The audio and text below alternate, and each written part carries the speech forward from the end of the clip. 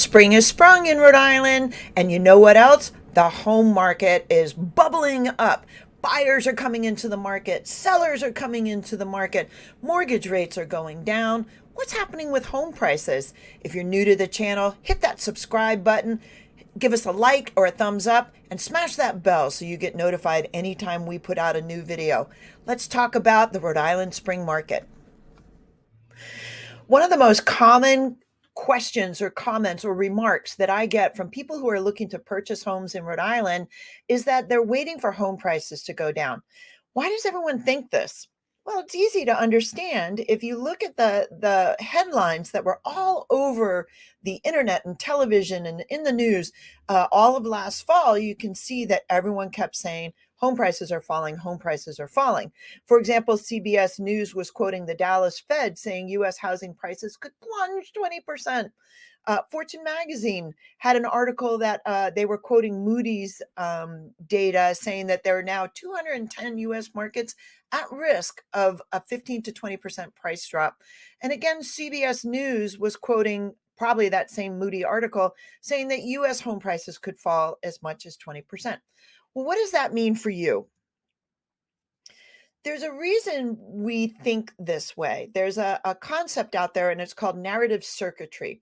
And it's the idea that we as human beings, we narrate what's happening around us instead of just observing what's happening around us. In other words, we spend 90% of our times telling ourselves what is happening instead of actually seeing what's happening.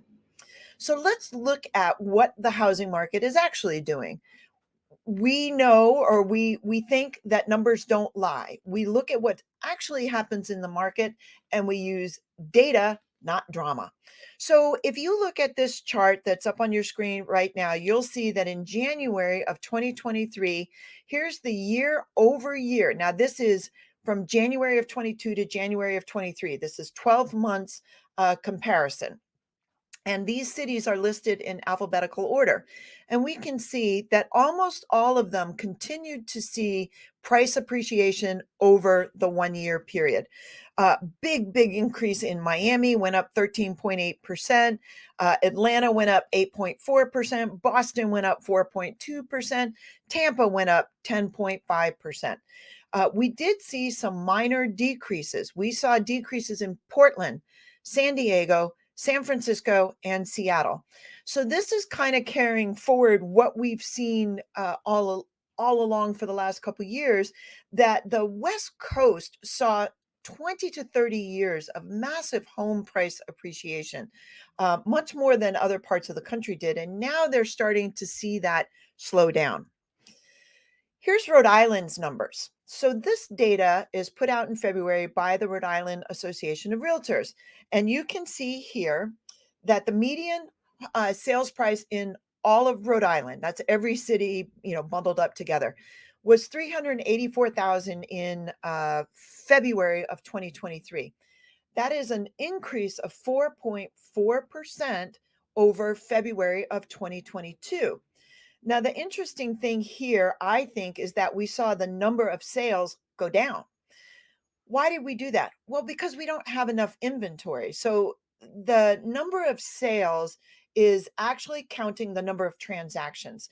And the number of transactions is driven by how many homes are on the market and how many people buy those homes.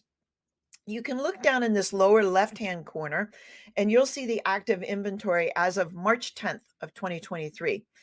In our current market, we only have 1.2 months supply of inventory.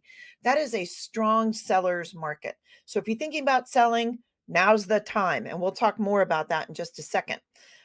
Currently in Rhode Island, we have, when this data was done, which was March 10th, there were 880 pending sales.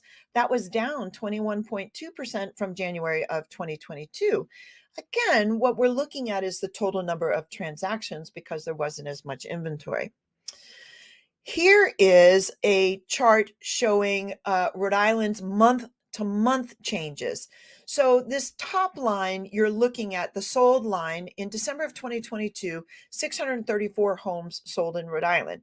In January of 2023, that's just a 1 month difference, it went down to 462 homes. Now, there is a seasonal difference. December is those homes closing that probably went under contract in October or November. In January, those are homes that probably went under contract in November and December. And that's generally a very slow time of year anyway. And in February, only 392 homes closed. But again, December and January are slow home buying markets. So that's a seasonal difference more than it's actually a drop in the home buyer's market. Think about it. When you're home hunting, you're usually looking in the spring. And if you were to find a house in April or May that you liked, you'd close in June or July.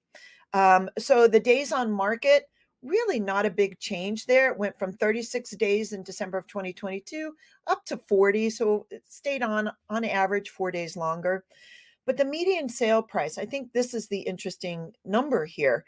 So we're not seeing a big drop here, even in a month over month analysis.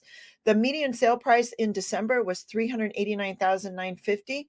And in February of 2023, it was 384,000. Very nominal difference.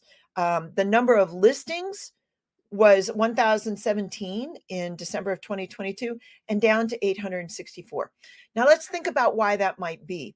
I know that when I'm working with a seller, they don't want their home on the market over Thanksgiving and Christmas. So fewer sellers put their homes on the market during the holidays. And these numbers are look back numbers. So if we have listings in February, it's because they didn't want them on the market over the holidays. And now they're going to wait for spring.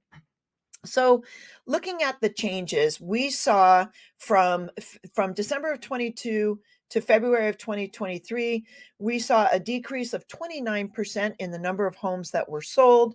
We saw an increase of 2.5% in how many days on market. We also saw an increase of 4.35% in the median sale price. Listings went up by no, I'm reading that one wrong. So listings went down by 9.51%. Pendings went down by 21.15%.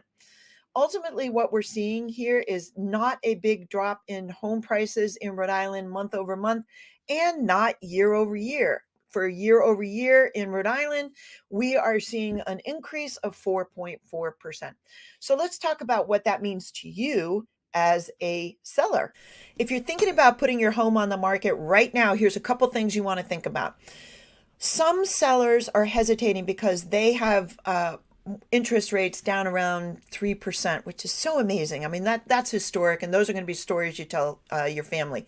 And you might be thinking that, oh, I can't get that mortgage rate again on a new property. And that if that is your sole consideration, you're probably right on that.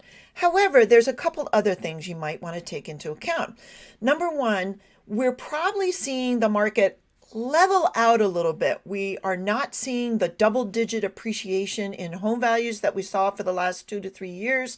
We are instead seeing low single digit. So your home's going to continue to increase in value. But if you're thinking about cashing out, this might be a good time. You may have double-digit appreciation right now. If you're in Rhode Island, the chances of a well-maintained home that's had, at least all of its annual maintenance done and maybe even a little bit of updating done, you're not going to go backward in value. So this could be the time to capture that equity. If you're worried that you won't get the same interest rate, you're probably right, but interest rates are back down in the low to mid sixes and projected to go down further. Don't let it stop you from taking advantage of the strong buyer market right now, which gives you the greater opportunity of collecting higher equity because those buyers are experiencing a lower interest rate than they would in the past. So if you're thinking about selling, now is a good time. Let's have a chat. I'm Sandy Warner with Warner Realty Group. Subscribe to our channel. Give us a thumbs up if this was interesting content and hit that bell. Warner Realty Group, making the complex simple.